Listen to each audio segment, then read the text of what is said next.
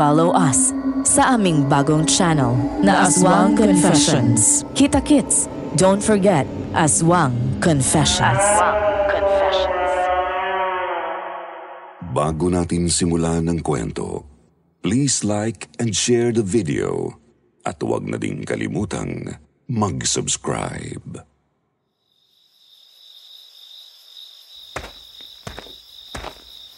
JR, kanina ka pa ba? Pasensya na natagalan ako Hintay ko pa kasi sahod ko Sana nauna ka nalang umuwi. Di, ayos lang Ate Eileen. Kararating ko nga lang din Nag-research pa kasi ako sa library. Kumusta naman po ang araw ninyo? Ayun, as usual, nakakapagod. Pero ayos lang. Saura naman namin ngayon Tara na, nang makauwi na tayo agad. Gutom na ako Sabi ko naman sa'yo ate, magwo-working student na lang din ako para naman kahit paano, makatulong na rin ako sa inyo. First year college naman ako. Pwede na ako magtrabaho sa mga fast food. JR, pinag-usapan na natin to, di ba? Focus ka na lang sa pag-aaral mo. Andito naman kami ni na mama at papa para sumuporta sa iyo Gusto ko na kasing makatulong sa inyo.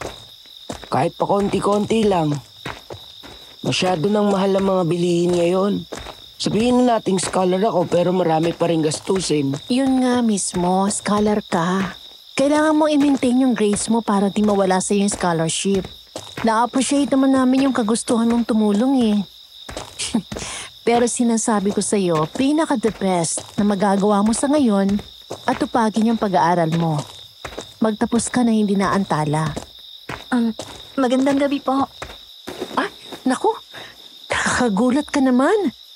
Magandang gabi din po, ate. Ano pong atin? Magtatanong sana ako. Nasa na ba ako? Anong syudad na ba ito?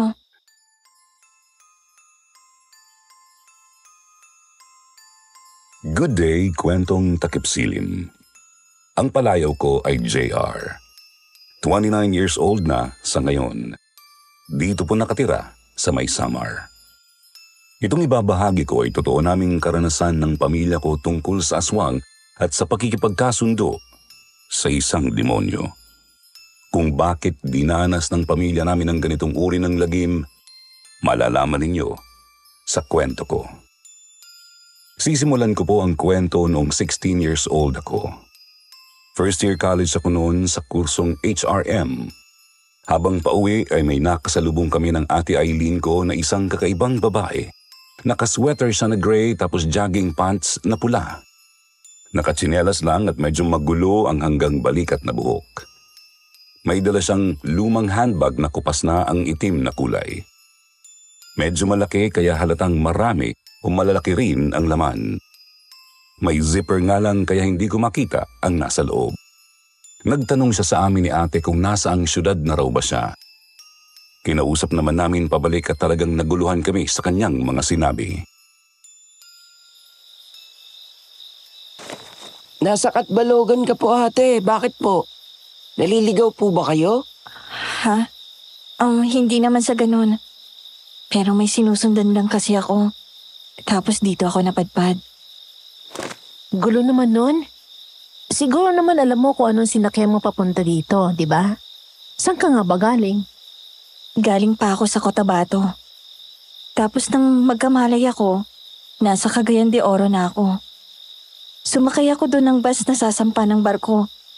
Nang magkamalay ulit ako, andito na ako. Seryoso po ba kayo? Teka sandali Hintay ka lang po dyan. JR, ikaw muna. Lumayo muna tayo ng konti sa kanya. Anong meron sa babaeng yan? May problema yata siya sa isip, te. Yun din mismo iniisip ko Ano yun? Wala siyang malay habang bumibiyahe, tapos nagigising-gising ng mayat maya? Anong gagawin natin? Siyempre, wala tayong magagawa doon. Alangan naman, sama natin yan sa bahay. Nag-aalala kasi ako. Kung wala nga siya sa Katinoan, tapos palipat-lipat siya ng lugar, baka mapano siya sa kung saan. Konsensya pa natin. Kung sa bagay, no? Ganito na lang. ilapit na lang natin siya sa barangay. Baka sakali matulungan siya doon. Sige, ganun na lang. Pero dalhin muna natin siya sa bahay. Pakainin muna natin siguro. Kawawa naman eh.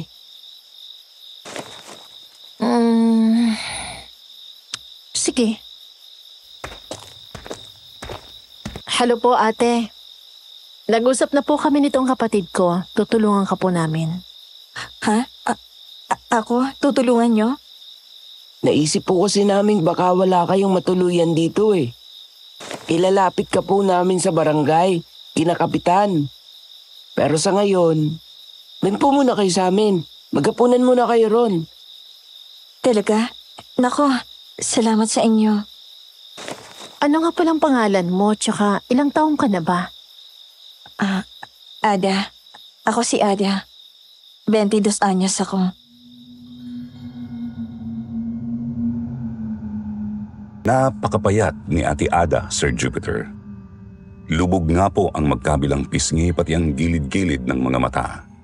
Halos butot balat na rin ang kanyang mga kamay na nakalabas sa kanyang damit. Naisip kong baka ilang araw na siyang hindi kumakain, kaya naman minabuti ko nang isama muna namin siya sa bahay. Tara na po, ate. Sunod lang kayo sa amin. Akin na po yung bag ninyo. Mukhang mabigat po eh. Huwag mo nga hawakan ang bag ko. Sige po. Nako, pasensya na. O, wala po yun. Tara po. Sinama nga po namin si Ate Ada. Dumaan lang si Ate Eileen ng uulaming pansit, tapos dumiretso na kami pauwi. Ada ang pangalan mo, tama? Saan ka ba kasi sa Cotabato talaga galing? Tsaka, ba't ka napadpad dito sa Samar? Ang layo ng biniyahe mo. May sinusundan lang po ako, Mang Albert. Dito po niya ako dinala. Sino bang sinusundan mo? May hinahanap ka bang kamag-anak? Tsaka, wala bang pamilya na naghahanap sa'yo? Wala na po akong kamag-anak, Aling Mary. Patay na po ang inay ko. Isa pa, dalaga pa po ako. Wala pa akong sariling pamilya. May sinusundan lang po akong boses. Dito raw ako pumunta. Boses? Anong boses ba? Boses po ni Flauros. Sinasabi po niya kung saan ako pupunta. Flauros? Sino yun? Ganto po, Ate Ada.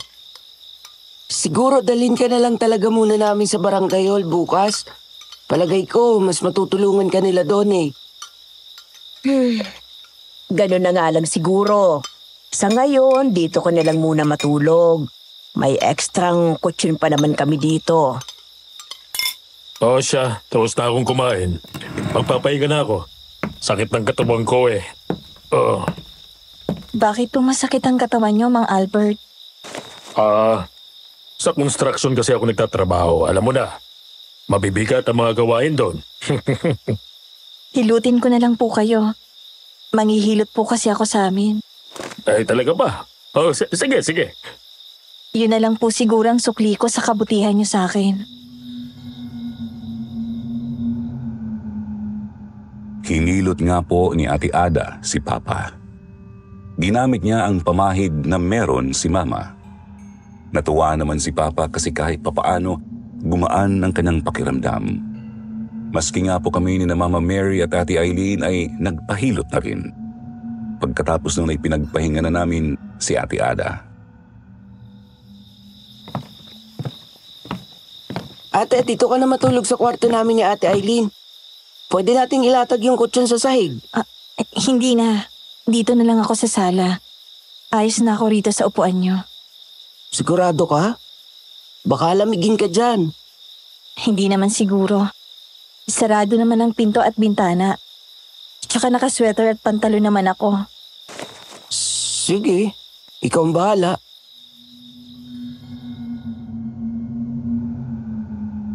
Doon nga po sa sala natulog si Ate Ada. Nakita ko pang ginawa niyang unan ang bandang braso ng kahoy naming sofa. Tapos humiga siya ng yakap ang kanyang medyo malaking handbag. Oh, tulog na si Ate Ada? Opo ate.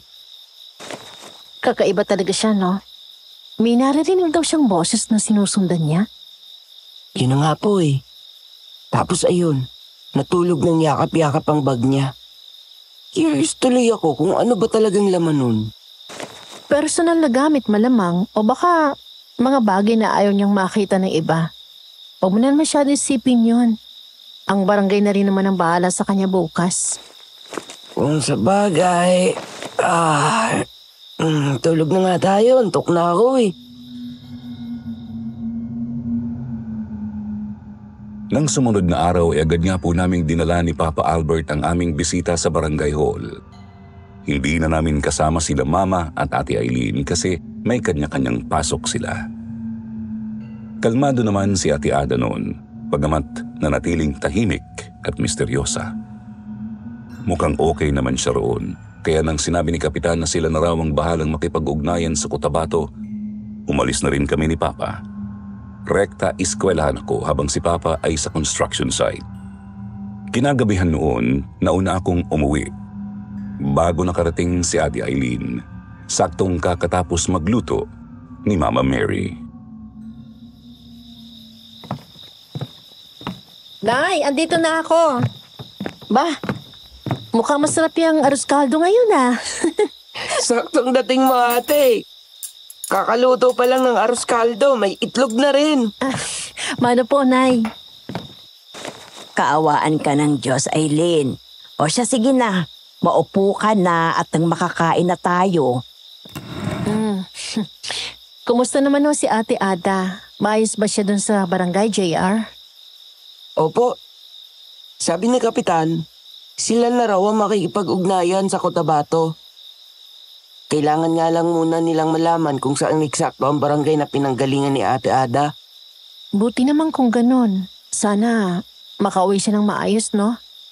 Sana nga po. Problema lang kung siya mismo ang may ayaw umuwi. Ba't mo naman nasabi, JR? Eh di ba nga sabi niya may sinusundan siya rito? Yung bumubulong sa kanya kuno? Kung bulungan siya no na wag umuwi, eh malamang na yun din ang susundin at gagawin niya. Kung sa bagay. Oh, heto ng pagkain. Mary! Nandyan ka ba? Si Albert ang asawa mo nasa ospital! Ano? Oh, Diyos ko! Teka po, pagbubuksan ko. Mary, may tao ba dito? Tao po! Teka lang po, Angela! Ano pong sabi niyo, Manang? Si Papa? Na ospital? Bakit po? Binalita sa akin ng anak ko. Magkasama sila ng papa mo sa trabaho. Nagkagulo raw kanina sa construction. May nagkainitan at nagkasuntukan. Umawat ang papa mo ang kaso pati siya. Binugbog ng Nestor. Nabagok ang ulo sa bakal. Diyos ko po. Saan ospital po siya ngayon? Nayanig ang gabi namin sa nalaman, Sir Jupiter, kaya naman agad kaming nagpasya na pumunta ng ospital. Ay, Diyos ko, Albert. Bakit ba nangyari sa'yo to? Ate, kami na lang muna ni Mama ang aalis. Mahirap iwan itong bahay kapag gabi eh. Tsaka, di rin tayo makakapasok sa kwarto ni Papa kapag marami tayo. Sige, basta tawagan niyo ako agad ha. Tsaka, dalhin niyo na tong ATM ko. Baka kailanganin niyo ng biglaang panggastos. Alam mo naman na yung PIN, di ba, JR? Taranta kaming pumunta ni na Mama at Ate Eileen sa ospital. Hindi na nga po kami nakapagbihis. Nakapambahay na sando at shorts lang ako noon, tapos nakaduster si Mama. Pagkarating namin sa ward ay tulog si Papa. Nadatnan naming binabantayan siya ng kanilang foreman. Sir, kumusta na po ba si Albert? Maayos naman ang kalagayan niya ngayon, Mary. Wala namang matinding bali sa kanyang buto. Ang pinagtutunan lang talaga nagpansin ng mga doktor ay yung pagkabagok ng ulo niya. Bukas raw lalabas na ang resulta ng CT scan eh. Teka po, sir.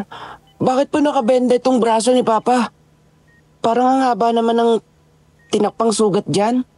Oo. Pahabang punit dyan parang tinaga na kutsilyo. Pero natahi naman na ng mga doktor. Ba't naman nagkaroon ng ganyang punit ang asawa ko? May kutsilyo ba yung Nestor? Hindi nga rin namin alam Pati yung isa pang nabugbog, may sugat din sa tagliran. Wala naman siyang kutsilyo o anumang patalim. Yung mga matatalim na bakal sa site, wala rin namang bakas ng dugo. Hindi namin masabi kung anong ginamit ng gagong yun. Bigla-bigla na lang nagwawala.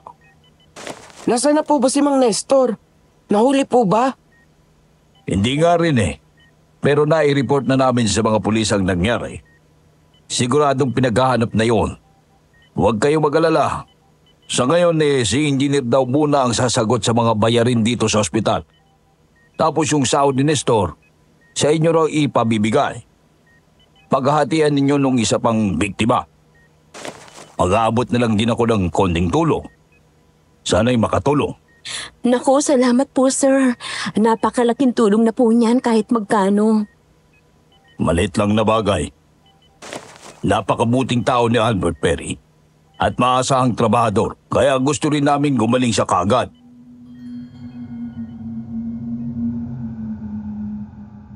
Umalis na rin agad ang foreman matapos naming makausap. Paglipas ng mga 2 oras, tsaka nagising si Papa Albert. Mary, nandito na pala kayo. Huwag mo munang piliting magsalita, Albert. Magpahinga ka lang muna. Kagigising mo lang Baka mabinat ka niyan. Gusto ko lang umuwi. Uuwi na tayo. Hindi pa pwede. Kailangan pa nating hintayin ang pasya ng doktor. Mahal dito sa ospital. Huwag mo nang isipin ng pera. Tutulong naman sina engineer sa gastusin Ang alalahanin mo, ang pagpapalakas mo, ha? Kailangan mong gumaling kung gusto mong makauwi na kagad. Si Nestor. Nestor, yung nanakit sa'yo? Bakit? May gusto kong sabihin tungkol sa kanya? Hindi. Siya tao. Ha? Anong sinasabi mong hindi tao, Albert? Nakatulog na po ulit si Papa. Ano kayang ibig niya sabihin hindi tao yung Nestor? Hindi ko po alam Malalaman natin yan kapag kaya nang magkwento ng maayos ni Papa.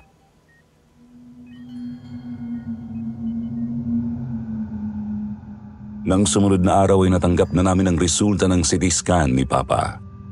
Maayos naman ang kalagayan ng kanyang utak, kaya mataas ang posibilidad na makalabas agad siya sa susunod pang araw.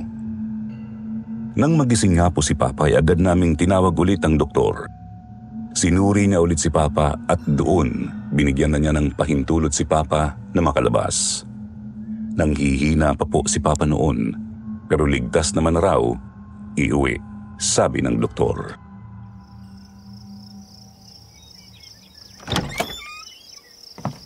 Pa, salamat naman, takalabas na kayo kaagad. Nag-alala ako sa inyo Ba't di ka pumasok, ate? Hindi rin naman ako makakapag-concentrate sa trabaho tsaka sa eskwela. Kaya nagpaalam na ako sa manager namin, sa mga prof ko. Pero pasok na ako bukas. Gusto ko nang magpahinga.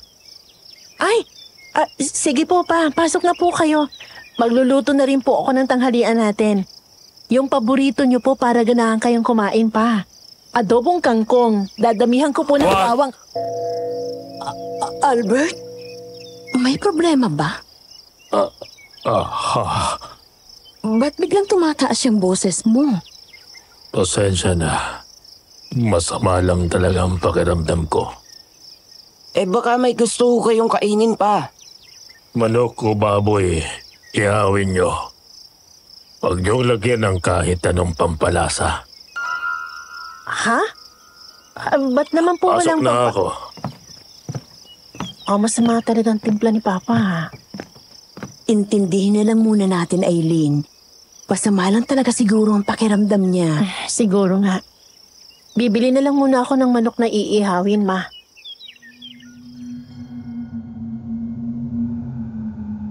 Tumulong ako sa paglilinis ng kwarto ni na Mama at Papa.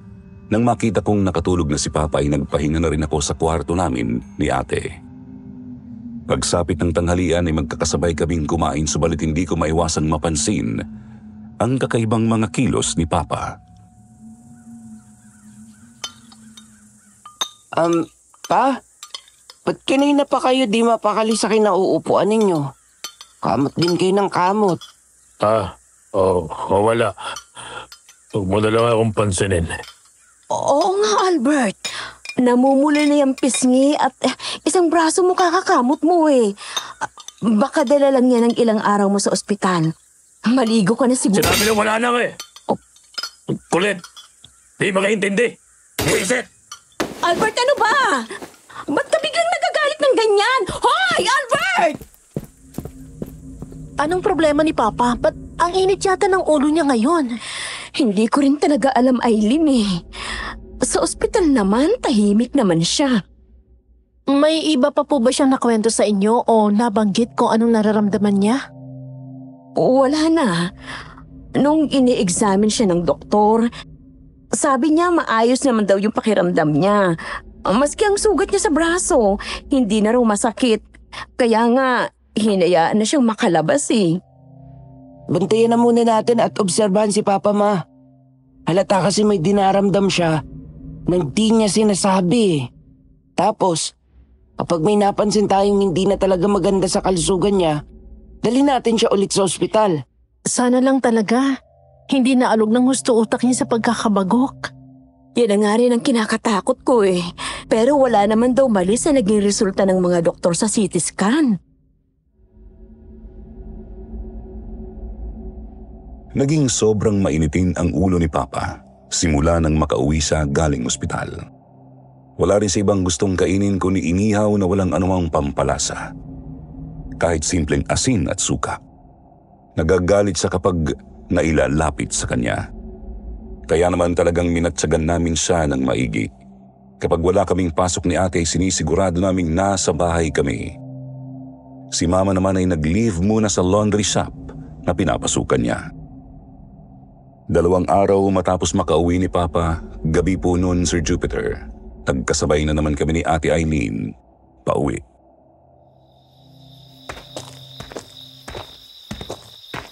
Matanong ko nga pala, te.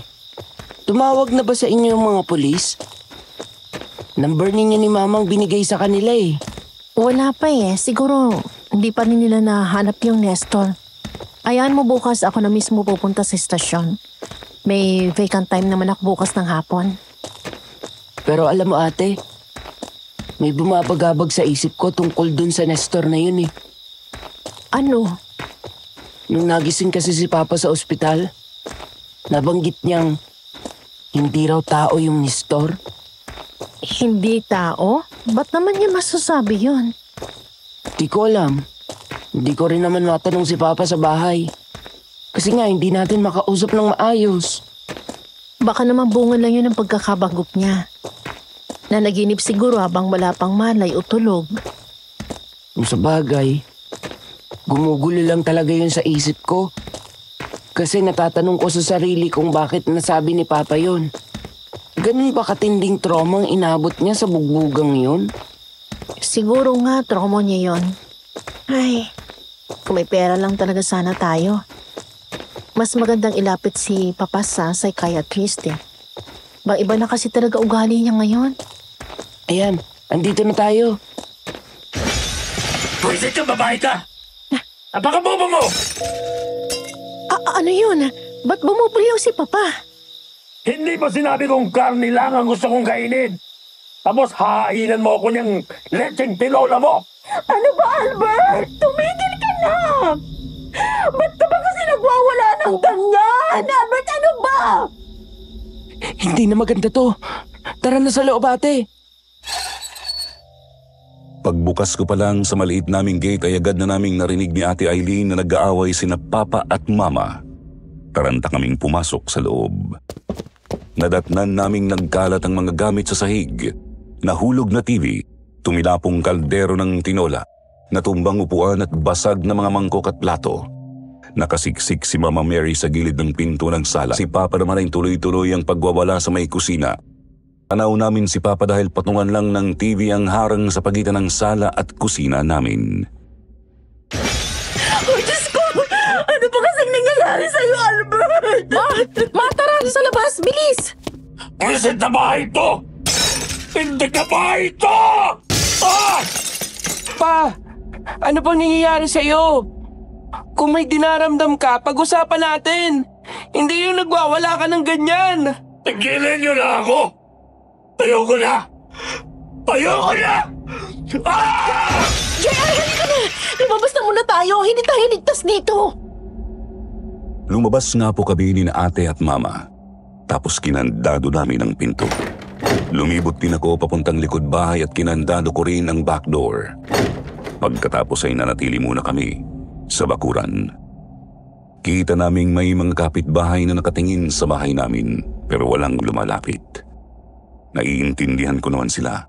Siguro ayaw lang nilang madamay sa kung anumang gulo na nangyayari. Hanggang sa lumipas ang mga 10 minuto, tuluyan ang tumahimik ang bahay. Ma, ba't ba nagwala ng ganong katindi si Papa? Hindi ko alam, anak. Hindi ko alam. Pinagluto ko lang naman siya ng tinola kasi baka makabuti sa pakiramdam niya eh. Ate, wala na sa katinuan si Papa. May mali na talaga sa kanya. Hindi na natin mabibigyan ng ordinaryong katwiran kung bakit siya nagkakaganyan. Ate Ada? Sir Jupiter, natigil ang usapan namin nang mapansin ni Ate Eileen na nakatayo si Ate Ada sa harap ng bakod. Halos ganun pa rin ang bihis nito. Pulang jogging pants pero nakasimpleng t-shirt na dilaw. Bit-bit pa rin niya ang medyo malaki niyang handbag. Nakatayo siya ng tuwid doon. Umiiling-iling at medyo nakasimangot. Bakas ko sa kanyang mukha ang pag-aalala. May mali sa nangyayari kay Mang Albert. Alam namin, ate. Kaya nga po hahanap na talaga kami ng paraan para mapatignan siya sa espesyalista sa pag-iisip. Walang magagawa ang mga doktor. Ba't niyo po nasabi? Napakasama ng pakiramdam ko. Hanggang dito sa labas ng bahay, umaalingasaw ang masamang aura mula kay Mang Albert. Masamang aura? Gusto ko siyang makita. Pero ate, delikado. Baka masaktan ka kapag lumapit ka sa kanya. Kahit silip lang. Sige po. Doon po tayo sa may bintana sa kusina. Baka makita niyo siya ron. Makapal kasing kortina rito sa may sala eh. Sinamahan ko si Ate Ada paikot papuntang likod bahay. Naglalakad pa lang kami ay kapado na ako. Hindi ko kasi masabi kung ano ang iniisip ng kakaibang dalaga. Pero ramdam ko ang hindi niya magandang kutob. Dito po ate. Diyan sa bintanang yan. Teka sandali, sisilip ako. Ngayon, ikaw naman ang sumilip. Po? Para makita mo ang ginagawa ng papa mo ngayon. Para maniwala ka sa kung ano mang sasabihin ko. Sige po. Ano po ba kasing... Ha? Si Papa? Kumakain ng nilaw na karne? Kitang-kita ko, Sir Jupiter. Hindi pwedeng magkamali ang dalawang nanlalaking mga mata ko. Kumakain po talaga ng hilaw na karning baboy si Papa. Bukas na ang ref at nagkalat ang ilang pirasong karne sa sahig. Matindi rin ang paglalaway ni Papa. Kapansin-pansin ding nagbago ang kanyang mga kuko at ngipin. Medyo umitim, Bahagyang umaba at tumalim ang mga ito. Ang balat naman niya ay namumula pati ang kanyang mga mata. Ano nangyayari kay Papa? Bakit siya kumakain ng ilaw na karne? Nahawaan ng pagkaaswang ang papa mo. Seryoso po ba kayo, ate? Kitang-kitang mga palatandaan. Kung ano man ang nasilip mo, yan mismo ang sumisibol na dugong aswang sa isang tao na kakahawa pa lamang. Pero bakit? Paano siya nahawa? Sumilip ka ulit.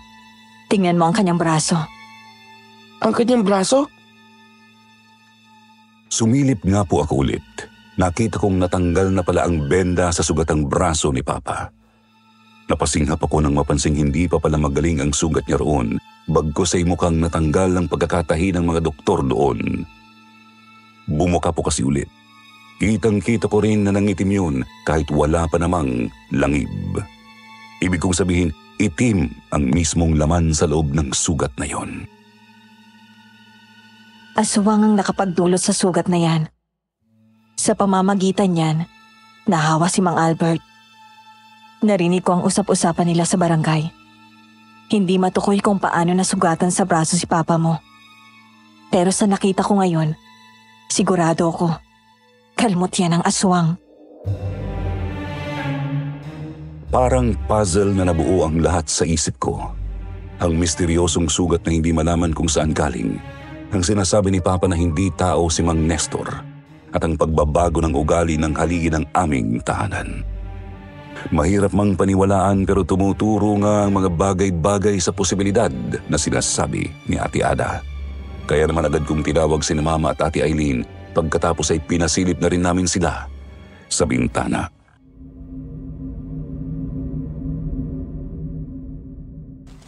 Ma, alam kong napakahirap paniwalaan.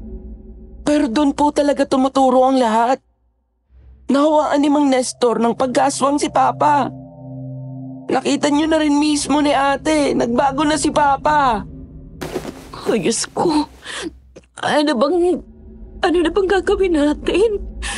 Maibabalik pa ba natin sa dati ang asawa ko, Ada? Wala akong alam sa panggagamot ng mga nahawa ng pag-aswang, Aling Mayri. Mas maganda kung maghanap at magpatawag kayo ng magaling na albularyo sa lalong madaling panahon. Albularyo na kayang humawak ng mga ganitong kaso.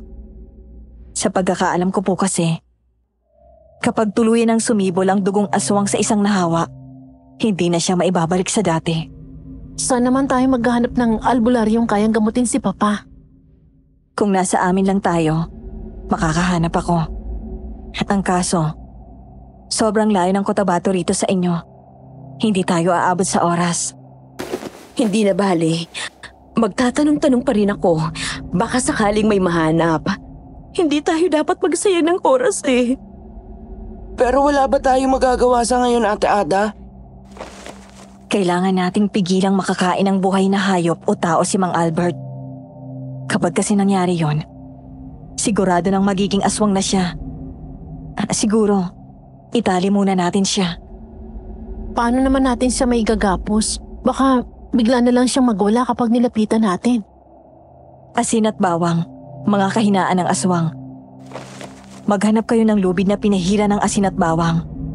Tapos sabuyan din natin siya ng asin kapag nagwala. Sa likod bahay, may lubi doon. Kayo naman, JR, Eileen, bumili kayo ng asin at bawang.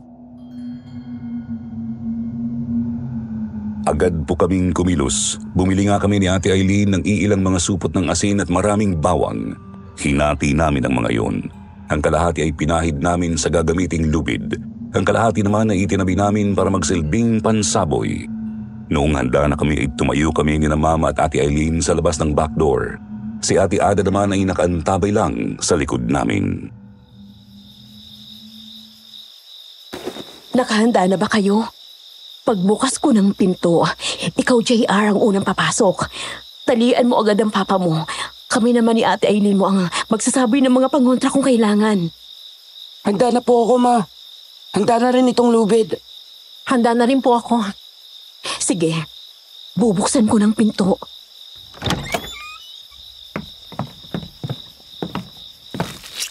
Tuloy-tuloy pa rin sa pagnatngat ng karne si Papa.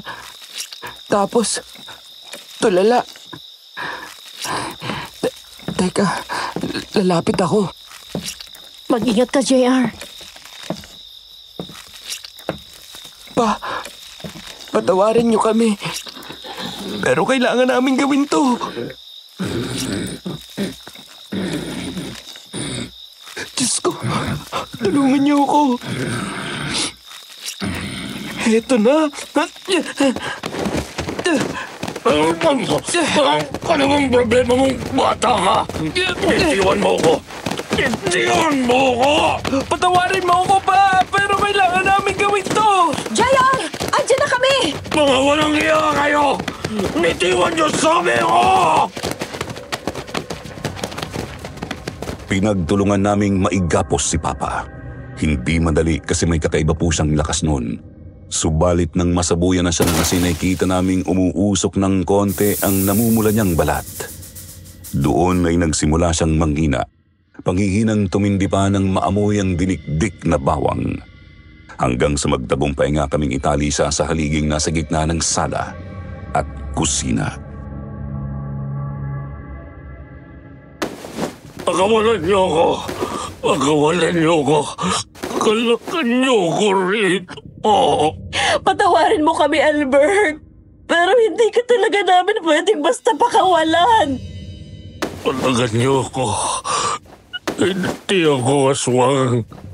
Hindi ako halimaw. Paano nalaman ni Papa na yun ang inala natin?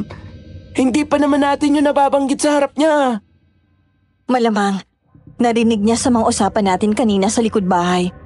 Matalas ang tenga ng mga aswang. Eileen, JR, aalis na ako. Magtatanong-tanong lang ako kung may alam na albularyo mga kapitbahay natin. Sasabihin mo sa kanilang nahawa sa pag-aswang si Papa, Ma? Siyempre hindi. Nakakatakot, makapatay nila ang papa nyo. Sasabihin ko lang, kailangan na natin ng albularyo para mapatingnan siya. Ayos na palusot na siguro yun, Ma. Tapos siya kanyo sabihin ang totoo kapag may nakaharap na kayong albularyo. Tanungin niyo kung kaya ba niyang ganitong kaso. Sige na, aalis na ako. Sana makahanap ako kaagad. Umalis nga po si Mama, Sir Jupiter. Naiwan kaming tatlo ni na Ate Eileen at Ate Ada. Nakaupo lang kami noon sa may sala. Si Papa naman ay nanahimik na habang nakagapos. Bagamat gising naman at nasa kawalan ang tingin. Tuloy-tuloy lang din ang kanyang paglalaway hanggang sa binasag ni Ate Eileen ang katahimikan ng bahay.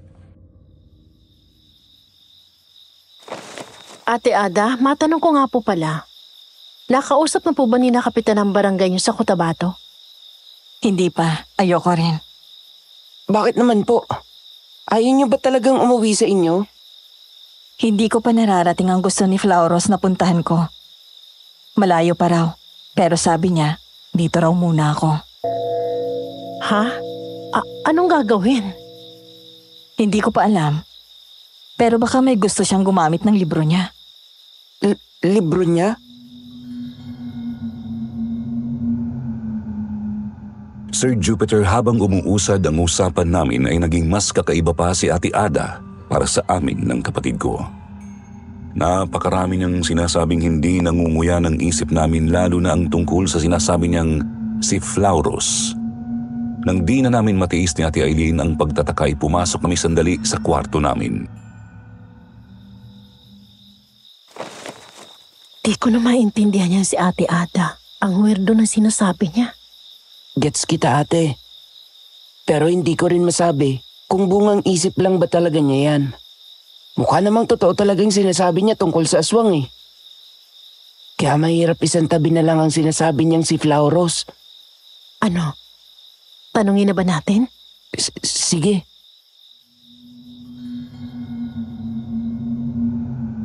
Lumabas ulit kami papuntang sala.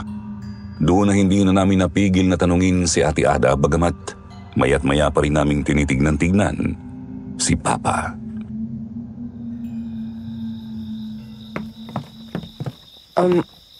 Ate Ada, konting pakiusap lang po. Pwede bang magkwento ka pa tungkol kay Flauros? Interesado kayo? Naku, curious na po kasi kami sa sinasabi niyo, ate. Lalo na ngayon napatunayan yung nahawa nga si Papa. Sa wakas, naging interesado rin kayo. Pero, sabi ni Flauros, huwag daw muna ngayon. Nung mismong sandaling bahagyang humagikik ang hilot, bigla na lang ding nagbago ang pakiramdam sa loob ng bahay. Kinilabutan ako sa nangyayari kay Papa pero mas matindi ang baon ng hilakbot sa kalooban ko ng dahil kay Ate Ada. Ang hindi namin alam, yun na pala ang hudyat na kumagat na kami ni Ate Eileen sa kanyang binabalak. Balak nila ni Flauros.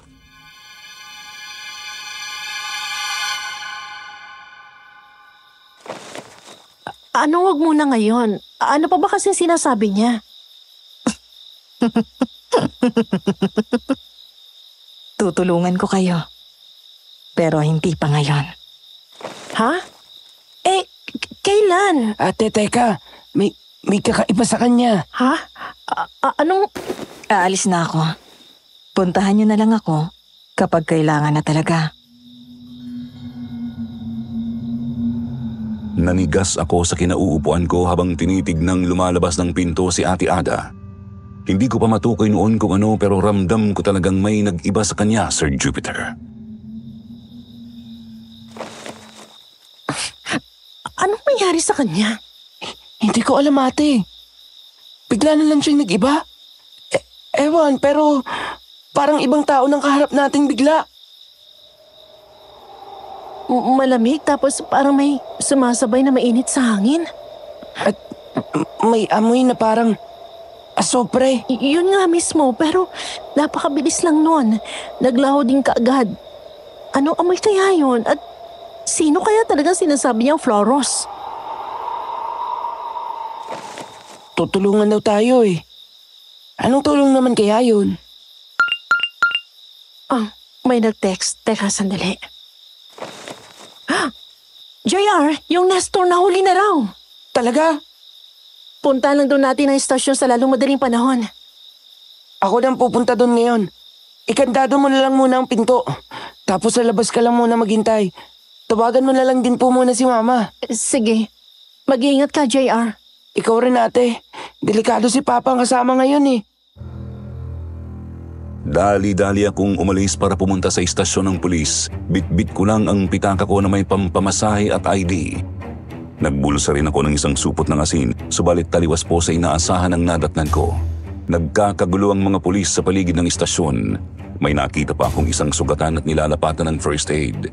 May nakita akong isang babaeng pulis na palingon-lingon sa paligid. Yun ang medyo malapit sa akin kaya siya ang tinanong ko. Kumusta po, ate? Ako po yung kamag-anak ni Albert. Yung construction worker na nabugbog. Totoo po bang nahuli na yung Nestor? Oo, totoo. Kaso nakatakas eh. Siya nga yung hinahanap namin ngayon. Ha? Paano nakatakas? Di ko rin talaga alam kung anong nangyari. Basta lasing yun ang mahuli namin. Nakahilata sa isang skirita. Sa tabi niya, may bote ng lambanog na may fetus sa loob. Tapos nung dinala na namin siya rito, bigla na lang niyang binalibag yung isang kasama namin bago pa siya maipasok sa estasyon. Hindi. Bata, mag-iingat ka ha. Hindi pa karaniwang tao yung Nestor na yon. Mas maganda kung umuwi ka na lang muna sa inyo. Kung mag-alala, mahuhuli man namin siya o hindi. Tatawagan namin kayo kaagad bukas. Balisa akong lumakad palayo sa istasyon, Sir Jupiter. Naramdaman ko ang isa pang panganib. Ngayong alam kong may aswang na pag-alagala sa paligid, maya't maya akong nagpapalinga-linga at abot-abot ang pagdarasal. Panginoon, sana hindi ko makasalubong yung halimaw na yun. Sana rin, hindi niya maisip na puntahan si Papa. Mas mabuti kung gusto man niyang tumakas, lumayo na lang siya ng tuluyan dito sa Samar. Bakit naman ako tatakas? Sino ka?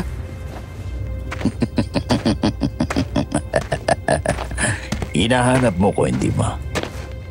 Pero di mo ko kilala. Ikaw si... Nanginig ang kalamnan ko nang mapagtantong siya mismo si Mang Nestor. Lumingon ako sa police station. Medyo napalayo na pala ako. Kung aswang ang katabi ko, hindi ako aabot kung tatakbo ako pabalik. Lumingon ako ulit kay Mang Nestor. Normal na matandang lalaki ang itsura niya noon, bagamat umaalingasaw ang amoy lambanog. Kalbo, ngunit may bigote. May tattoo rin siya ng ahas sa kanyang kaliwang pisngi. Narinig ko ang usapan ninyo ng pulis kanina. Kung ganon, ikaw pala ang anak ni Albert. Lumayo ka sa akin! Subukan mong sumigaw at gumawa ng di ko magugustuhan. Bubutasin ko yung leeg mo. At kapag ginalit mo ko, uubusin kong pamilya mo. Hindi! Hindi mo ako matatakot! Talaga? Hindi ka ba kapag sinungaling sa akin, bata? Ramdam na ramdam ko ang malinamnam mong kilabot. Hindi! Hindi ako takot sa'yo! Wish ka, bata ka! Bumalik ka dito! Medyo malayo na nga ang police station kaya tumakbo na lang ako pamunta sa medyo mataong lugar. Sakto namang may taxi na napadaan at agad ko iyong pinara. Mapapamahal ako sa pamasahe dito. Pero di bali na. At least, saradong-sarado ang sasakyan. Hindi niya ako masasaktan kung hahabol man siya. Habang tumatakbo palayo ang taxi ay kita kong nasa bungad ng madilim na iskinita si Mang Nestor. Hindi ko siya maaninag ng maayos pero pansin kong hindi na nga pang tao ang itsura niya. Mahaba na ang kanyang mga kuko at kulubot ang balat. Pinanlisikan din niya ako ng mga mata. Ilang minuto pa ay nakarating na ako sa amin. Nagtaka ako dahil nagkukumpulan ang mga tao sa kalye namin. Hindi na nga po makalusot ang taxi kaya sa may kanto na ako bumaba. Dire-diretso akong lumusot sa kumpulan ng mga tao at doon po ay gumuho ang mundo ko.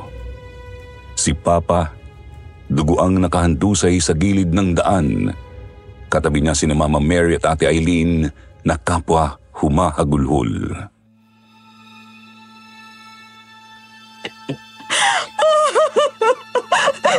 Albert! Hindi! Asawa ko!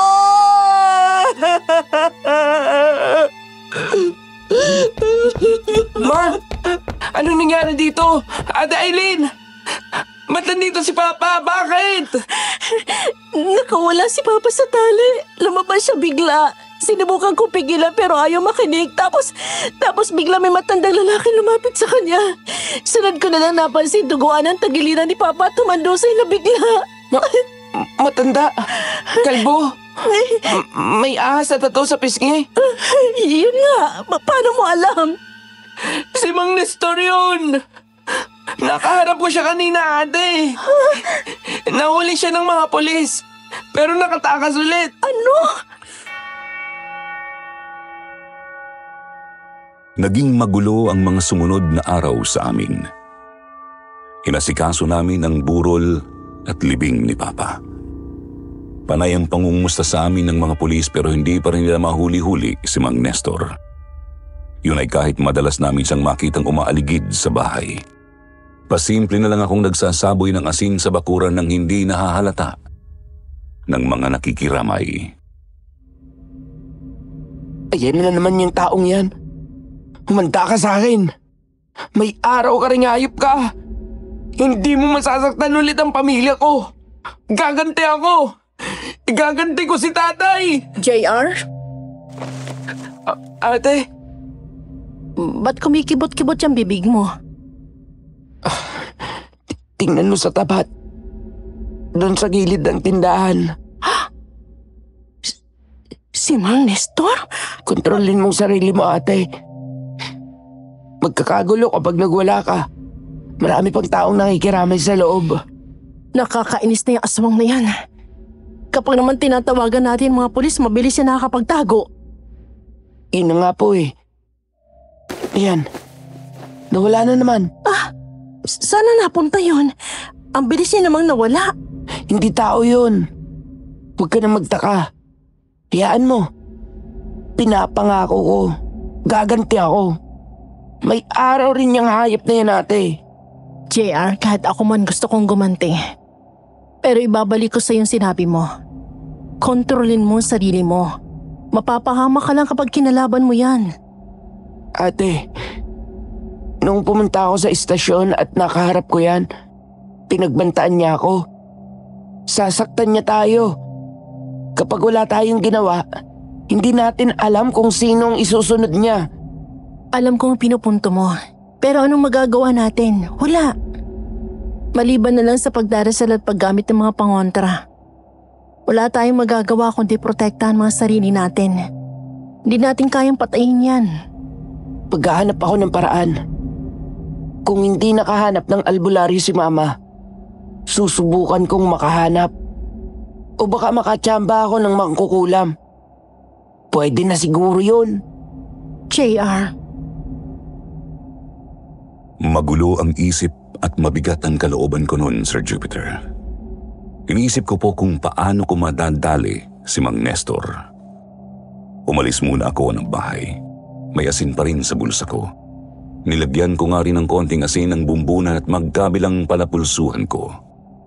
Naiinis ako sa sarili ko. Gusto kong gumanti pero natatakot ako.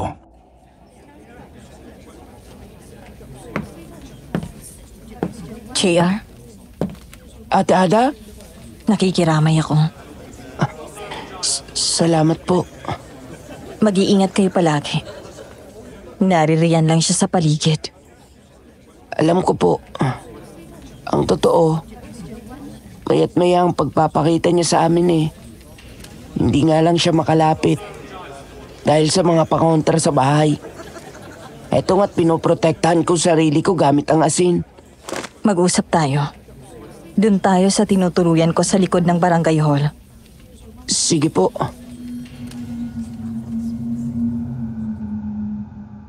Sumunod ako kay Ate Ada. Bit-bit pa rin niya noon ang kanyang handbag.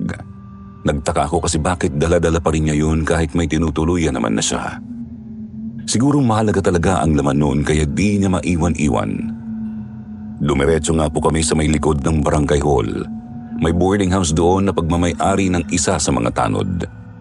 Paminsan-minsan ay pinapatuloy din nila doon ng libre ang mga nangangailangan ng pansamantalang tirahan. Tumuloy kami sa maliit na kwarto ni Ate Ada. Walang kahit anuang naroroon, maliban sa isang luma at manipis na kutsong may sapin at unan. Sarado ang mga bintana. Nilock din ni Ate Ada ang pinto. Nilapag niya ang kanyang bag sa isang gilid tapos kumuha siya ng isang botelya na pamahid. Hubarin mong sando mo. Ha? Hubarin mong sando mo at dumapa ka sa kutsyon. Hihilutin kita. Sige po, ate.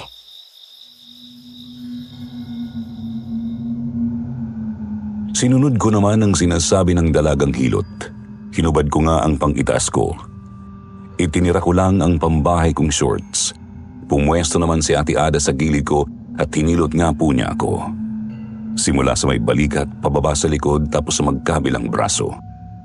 Sinunod naman niya ang ulo ko sa batok at sa magkabilang sentido. Hindi mo kailangang magsalita. Sundin at pakinggan mo lang ang mga sasabihin ko. Kumalma ka, JR. Ikalma mo ang isip mo. Iblangko mo ang kalooban mo. Kumalma ka, JR. Kumalma ka.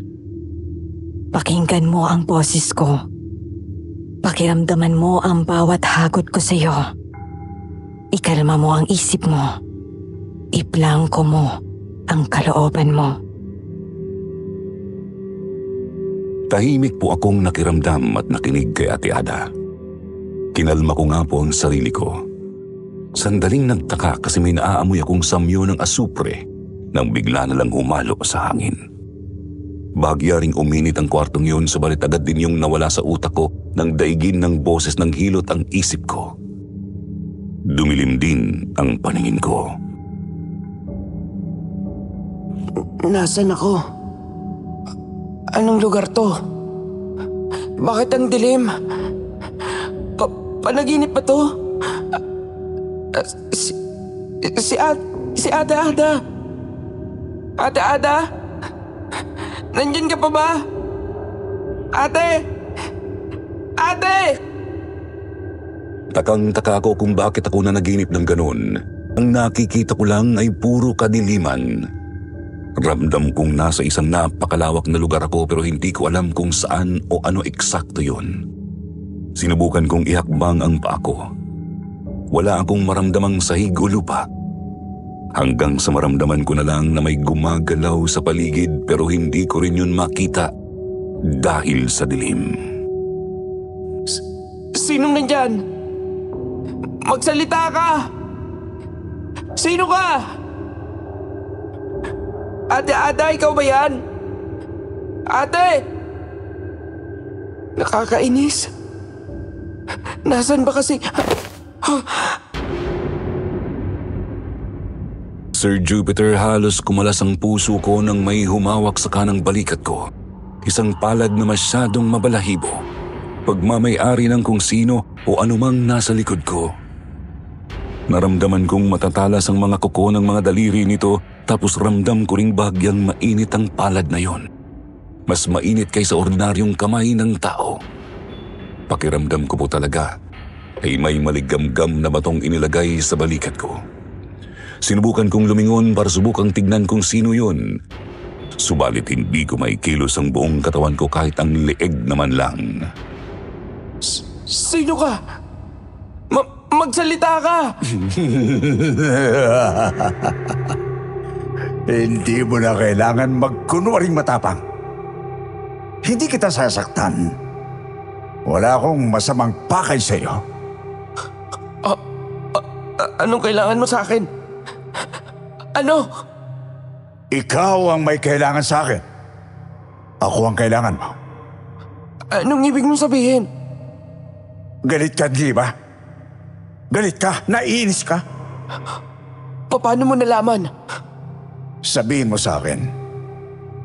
Galit ka sa pumatay, sa papa mo. Tama? Pero naiinis ka. Naiinis ka dahil wala kang magawa. Aswang ang kalaban mo. At tao ka lang. Ano ba kasing gusto mong sabihin sa akin? Oo, galit ako. Naiinis ako. Pero ano ba kasing kinalaman mo doon?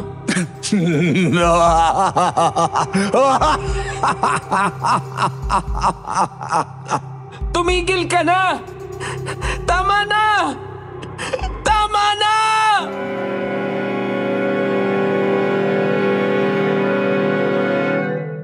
Ang huling pakiramdam ko bago ang bangungot na yon ay ang lubos na pagiging kalmado dahil sa hilot ni Ate Ada.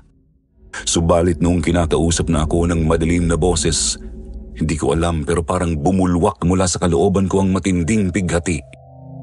Galit at inis. Mula sa nakikita kong dilim, nagpapalit-palit sa paningin ko ang mukha ni Papa at ang itsura ni Mang Nestor.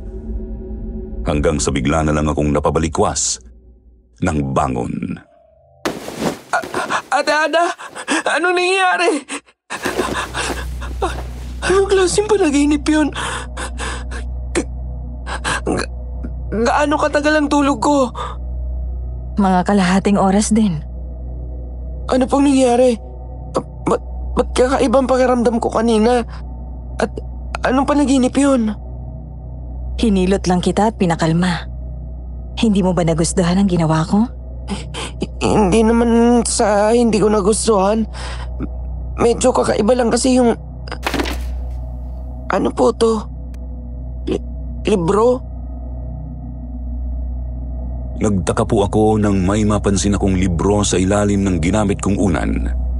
Wala naman po kasi iyon doon nung humiga ako.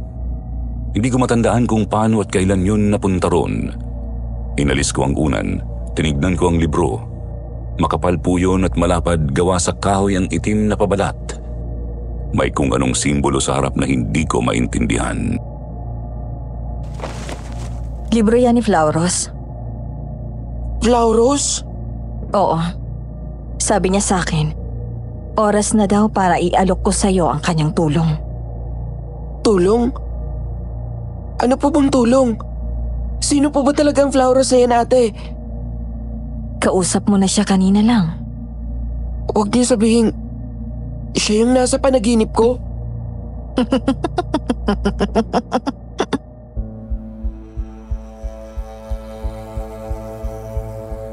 Pakiramdam ko ay nanginig ang buong kalamnan ko sa napagtanto. Lalo pa nang humagikhik na naman si Ate Ada sa harap ko. Taranta akong tumayo, sinuot ko ang sandok at lumabas ako ng kanyang kwarto. Walang ano-ano ay agad akong tumakbo, palayo. Hindi! Halimaw! Isang halimaw si Flauros! Anong klaseng halimaw yun? Masyadong mabigat ang kanyang presensya.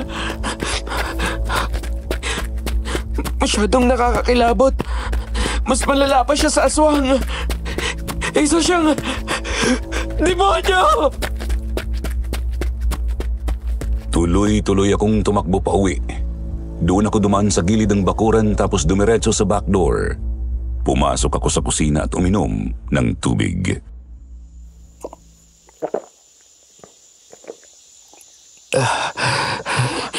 Ano ba nangyari sa yung bata ka?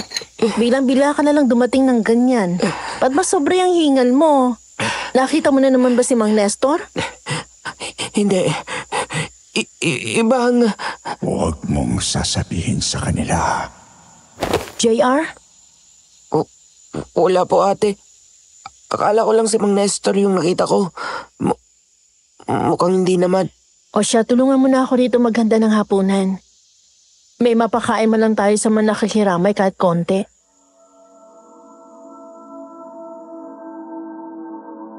Takang-taka po ako ng sandaling yun, Sir Jupiter.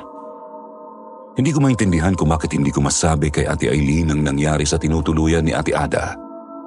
Hindi ko mabigkas ang tungkol kay Flauros. Kahit gustong-gusto ko nang sabihin ay parang nabuhol ang dila ko.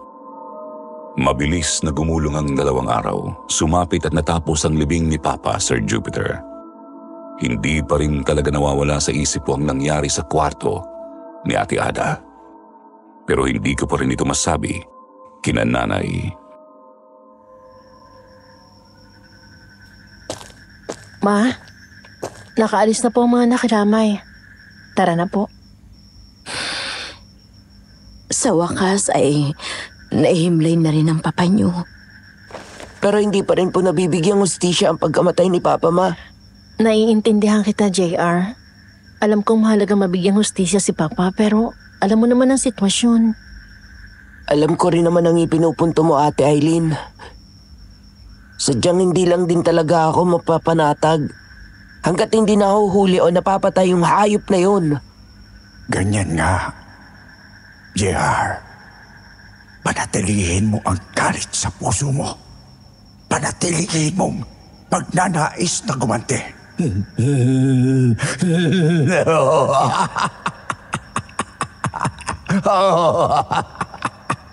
Tumigil ka! Tigilan mo na ako! JR, ano ba nangyayari sa'yo? Ba't mo ako sinisigawan? Itaboy mo lang ako, pero maiintindihan mo rin kung bakit kailangan mo ako. Pasensya na po, ate. Magulo lang talagang isip ko. Sige na, umuwi na tayo at nang makapagpahinga na, malapit nang dumilim mo. JR, ano na naman ba? Hindi na naman maipintay ang hitsura mo. Ate, tingnan niyo doon. Doon sa kaliwang gilid ng mga nicho. Sa bandang taas. Ano bang meron? Huh? Sir Jupiter, nahintakutan kami nang makita si Mang Nestor na nasa bandang gilid ng magkakapatong-patong na nitso sa sementeryo. Nakaanyong aswang po siya noong sandaling yun. Nakatitig at nakangiti sa amin. Halatang tinatakot kami. Nakakainis. Masyado tayo na busy sa pag-aasikaso ng libing. Nakaligtaan natin magdala ng mga pangontra. Ma, bilisan nyo! Dumanatyo tayo sa sakayan! Alam ko. Pero, hinihingil na ako. JR, bilisan mo pagtakbo! Tawagin mo yung isa sa mga tricycle doon. Aalalayan ko si Mama. Makatawag man lang tayo na kasama. Sige po. Itinodo ko nga po ang pagtakbo at nagtawag ng tricycle. Pagkasakay naming tatlo ay dire-diretso na kaming nagpahatid sa bahay at sa harap ng bakuran ay nakita naming may naghihintay sa amin. Ate Ada, anong ginagawa mo rito? Kanina ka pa ba, Ada? Ngayon lang din. May ihahatid lang sana ako kay JR. Ha? Ano po ba yan, ate? Ibibigay sa akin? Eto naiwan mo noong hinilot kita nung nagdaan. Anong papel po ito? Kunin mo at ibulsa mo. Kunin mo na at ibulsa mo. Sundin mo ang sinasabi ko. Salamat po, ate. Muli na naman akong kinilabutan, Sir Jupiter. Noon po kasi ay hindi ko na naman makontrol ang sarili ko. Sinunod ko ang binulong ng malagim na boses sa isip ko. Tinanggap ko nga ang papel na bigay ni Ate Ada, tsaka ibinulsa. Sige po, aalis na po ako. JR, Eileen, Aling Mary. Baka gusto mong kumain na muna, Ada. Hindi na po. Busog pa po ako.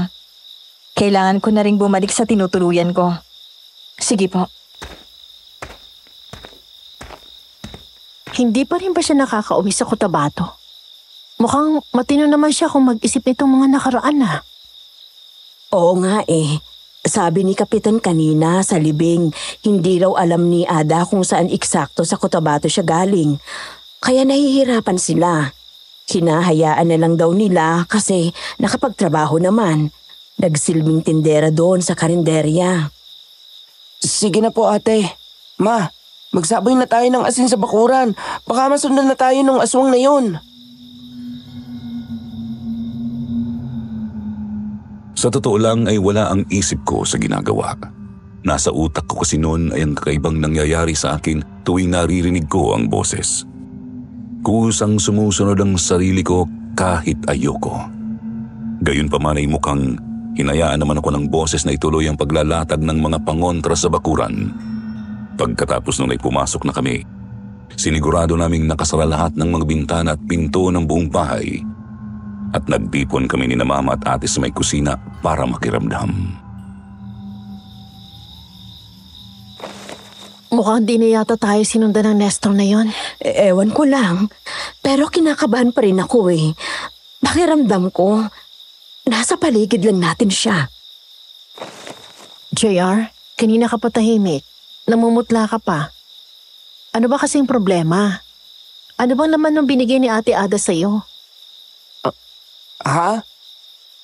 Wala po yun, ate. Pinaprint ko lang po yun na assignment ko. Tapos nalaglag ng ihilutin niya ako sa kwarto niya. May tao. Sino naman kaya yan? Huwag niyang pagbubuksan. Sigurado akong siya yan. Tao po! May tao ba rito sa loob? JR! Andiyan ka ba? JR! Hindi mo ako matatakot! Lumayas ka ng halimaw ka! Tantanan mo ng pamilya namin! Mananatili kayong ligtas dyan sa loob. Akala mo ba may sasalba kayo niyang paasin-asin ninyo? Ha? Oh, Diyos ko! Anong gagawin natin? Ang mga itak, gamitin natin itong mga kutsilyo, Ma. Huwag ka mag-alala. Hindi ka namin pababayaan ni JR. Napaigtad kami ng biglang kumalabog ang dingding, Sir Jupiter. Palipat-lipat ang aswang. Kinakalmot niya ang mga dingding at pati ang mga saradong bintana. hanggang sa nakarating siya sa may back door at yun naman ang kanyang kinalampag. Buksan ninyo itong binto! Huwag nating pahirapan ang mga sarili natin! Baka masira na yung pinto. Lumabas tayo sa harap, Ma. Hindi rin yung ligtas, ate. Mabilis ang hayop na yan. Mahahabol niya tayo. Eh kung ganon, ano nang gagawin natin? Buksan ninyo! Bago pa uminit ng tuluyan ang ulo ko! Oh, Diyos ko! Pumasok ka sa kwarto mo. JR! Saan ka pupunta? JR! JR! May malay ako noon pero nagkusa na namang kumilos ang katawan ko. Sumunod ito sa boses, nagtuloy-tuloy sa kwarto namin ni ate at kinandado ito. Ano ba kasing pakay mo sa aking halimaw ka? Kailangan ako ni Mama. Nasa labas ang aswang. Tutulungan ko kayo. Papatayin natin ang aswang. Ano? Papatayin natin ang aswang? Paano? Kunin mo ang papel at susunugin ko ang aswang ng buhay.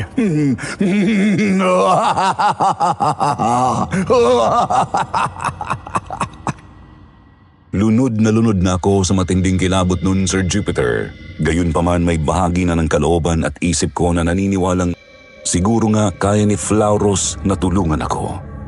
Ayokong masundan pa ang pagkamatay ni Papa.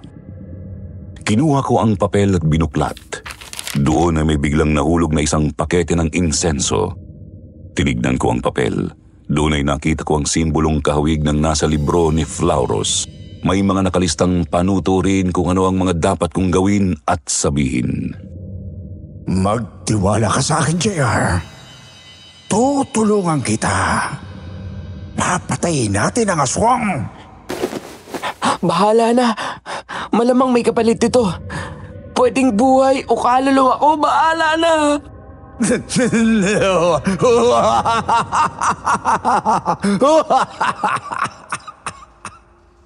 Inayos ko ang mga kama namin ni Ate Eileen sa magkabilang silid. Nilagyan ko ng sapat na espasyo sa gitna ng kwarto. Sa lapag ay ginuhit ko ang simbolong nakalagay sa papel. Pentagram yun na may tatsulok sa gilid. Nabasa ko rin sa papel. Siguradong nasa silangan na ang tatsulok upang hindi tuluyang kumawala ang demonyo papunta sa mundong ibabaw. Kung ganon, isa nga sa mga diablo si Flauros. Kumpirmado. Ngayon, kumpirmado mo na. Ayaw mo na ba, salo ko? Kapag ba hindi kita sinunod, may magagawa ba ako? Mas mabuti na tong mapatay na yung hayop na yan. Kumuha ko ng kompas at tinukoy ang silangan. Pagkatapos ay sinimulan ko ng iguhit ang simbolo. Noong handa na ang lahat ay sinugatan ko ang sarili ko. Pinatak ko ang dugo sa simbolo at binigkas ang dasal. JR! Ano ba kasing ginagawa mo dyan sa loob? JR! Pasensya na ate. Pasensya na ate Eileen. Pero kailangan kong ituloy ito. Ma! Bitawan mo mama ko! Halimaw ka! Tapos ko na ang tatay ninyo. Nanay nyo naman ang isusunod ko. Sisihin nyo ang tatay ninyo kung bakit niya ako kinalaban. Hindi. Sina Mama? Flauros! Nasaan ka na ba? Akala ko ba tutulungan mo kami? Magpakita ka! Tulungan mo kami! Nagmamakaawa ako sa'yo! Nagmamakaawa ako! Patayin mo ang aswang na si Mang Nestor ngayon na! Huwag kang mag-alala, bata. Tutulungan kita.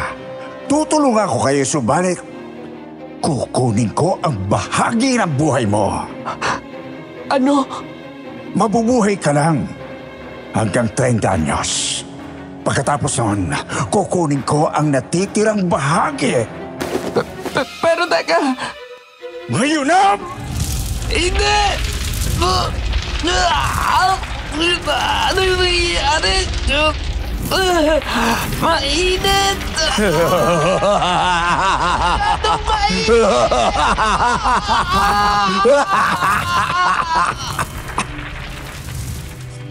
Bigla na lang pong dumilim at uminit ang kwarto, Sir Jupiter. Subalit sa munting tanglaw ng kandila ay nakita kong may kung anong nilalang na lumutang sa tatsulok. Mas malaki pa po ito sa tao. Nanlilisik ang kanyang mga mata at mukhang malaking pusa.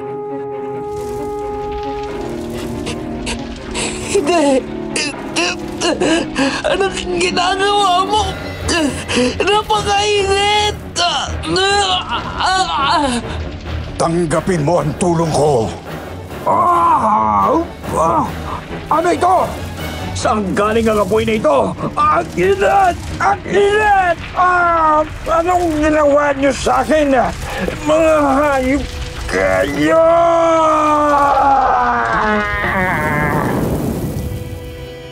Si Mang Nestor! Pagkalabas ko ng kwarto ay saktong nakita kong nagpapagulong-gulong ang lalaking aswang sa may kusina namin. Nagliliyab nga po ito. Napakalakas ng apoy, halos nakakasilaw na nga po kong titignan. Subalit katakatakang hindi nasusunog ang anumang mga gamit sa bahay namin. Tuloy-tuloy siyang nilamon ng apoy hanggang sa hindi na siya gumagalaw.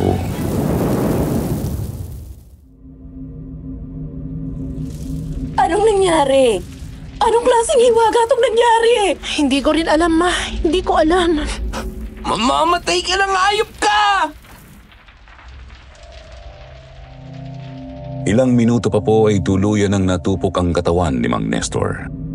Pagkatapos noon ay maramdaman ko na lang ang matinding panghihina ng katawan ko. Hanggang sa bigla na lang akong nabuwal. Taranta kong pinagtulungang akayin ni na Mama Mary at Ate Eileen papasok ng kwarto. At gulat na gulat sila sa nakita na lang simbolo roon. Oh, Diyos ko po! Ano ba itong pinagkagagawa mo rito, JR? JR, umamin ka nga. Ano bang ginawa mo rito sa kwarto? Si Floros. Siya ang may gawa ng apoy. Floros? Yung boses na sinasabi ni Ada? Opo, Ma. Sino? O ano ba kasi yung Floros na yun? Isang demonyo. Oh, demonyo? Opo, Ma. Isang demonyo ang gumagabay kay Ate Ada. Papunta sa kung saan mang pakay nito. Tapos, inalok niya ako ng tulong. Kapalit nun, hanggang 30 anyos lang ang buhay ko. Diyos ko naman, JR. Ba't ka naman nakipagkasundo sa isang tiyablo? Kung yun lang ang paraan para mapatay si Mang Nestor, ayos lang sa akin. Sir Jupiter, abot-abot na sermon, pangaral at panalangin ang natamo ko noon mula kina Mama Mary at Ate Eileen. Naiintindihan ko naman po sila kasi nga nakipagkasundo ako sa isang demonyo. Pero sabihin mang napilitan lang ako o namanipula ng diablong yun, walang pagsisisi sa kalooban ko. Ang mahalaga para sa akin, nawakasan ang buhay ng isang kasuklam-suklam na halimaw. Simula po noon ay naging mapayapa ang buhay namin ni na Mama at Ate. Nakabalik naman kami sa kung ano kami dati bago pa kami lamukusin ng dilubyong yon. Nakapagtapos kami ni Ate at nakapagtrabaho ng maayos. Naging palasimba na rin kami. Sa awa ng may kapalay nakakapaglingkod naman ako sa kanya ng maayos. Si Ate Ada naman po ay bigla na lang ding nawala matapos ang pagkamatay ni Mang Nestor. Siguro dinala na naman siya ni Flauros sa kung saan mang hindi ko na alam. Dalangin kong sana magawa niyang makawala sa gapos ng demonyo. Yun nga lang, 29 anyos na ako ngayon, Sir Jupiter. 30 na ako sa Setyembre. Kung ano man ang mangyari sa akin, ipinagpapasa Diyos ko na lang. Sir Jupiter, dito ko na po tatapusin itong kwento ko. Maraming salamat kung mabasa man ninyo.